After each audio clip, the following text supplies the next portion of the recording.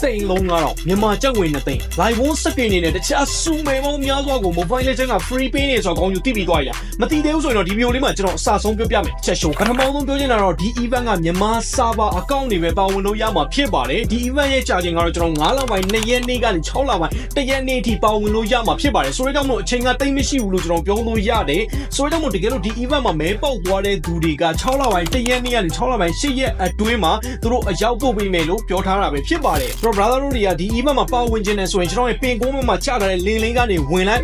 ပြီးပြီဆိုတာနဲ့ကျွန်တော်မိတ်ဆွေများအားဖိတ်ခေါ်ရန်ဆိုတာလေးကိုနှိပ်လိုက်နှိပ်လိုက်ပြီဆိုတာနဲ့ကျွန်တော် link လေးရလာမယ်အဲ့ link လေးကို brother တို့က share ပေးရမှာပဲဖြစ်ပါတယ်ဒါပေမဲ့တခုရှိတာကကို share လိုက်တဲ့သူကသတ်မှတ်ချိန်အတွင်းမှာအဲ့ link ကိုနှိပ်လိုက်မှဖိတ်ကြားမှုကအောင်မြင်မှာပဲဖြစ်ပါတယ်တခုရှိတာကတငယ်ချင်းတစ်ယောက်ကို link တစ်ခုပဲချိတ်ဆက်လို့ရမှာဖြစ်တဲ့ကြောင့် brother မှာတငယ်ချင်းတွေအများကြီးရှိဖို့လိုအပ်မှာပဲဖြစ်ပါတယ်ဆိုတော့ brother တို့ကမေးလိုက်မယ်မဲဖောင်းမဲ့အချိန်ကြီးတွေကဘယ်ကရမှာလဲဘယ်လောက်ရမှာလဲ okay ကျွန်တော်ဖြည့်ပေးသွားမယ်ပုံမှန်ရနိုင်မယ်မဲဖောင်းမဲ့အချိန်ကြီးတွေကတပတ်မှာ2ချိန်အမြဲတမ်းရမယ်တောက်ကြနေတိုင်းမှာ2ချိန်အသိရမယ်လို့ပြောချင်တာပေါ့နော်ဆိုတော့ကျွန်တော်2ချိန်နဲ့က1ချိန်ကဘာလဲဆိုတော့ classic run တစ်ခုခုသွားဆော့လိုက်ရင်ကျွန်တော်မဲဖောက်ခွင့်1ချိန်ရမယ်ပြီးပြီဆိုတော့ဒီ event ကို login ဝင်မယ်ဆိုရင်မဲဖောက်ခွင့်1ချိန်ရမယ်မဲဖောက်ခွင့်အချိန်ကြီးတွေကဒါနဲ့နေမပြီးသွားဘူးဒီထက်အများကြီးရနိုင်သေးတယ်အဲ့ဒါဘယ်လိုမျိုးလဲဆိုတော့ brother တို့ကဒီမှာရှိတဲ့ link နဲ့လုံးဝ mobile လေးကမစော့ဘူးတဲ့သူကိုအောင်မြင်အောင်ဖိတ်ခေါ်နိုင်မယ်ဆိုရင် brother တို့ကအချိန်ကြီးအတွက်20ကြီးများတော့ရရှိမှာပဲဖြစ်ပါတယ်တကယ်လို့ brother တို့ရဲ့အတိထဲမှာကစော့ပြီးသားလူတွေ game စော့ပြီးသားလူတွေရှိတယ်အဲ့လူတွေကိုအောင်မြင်အောင်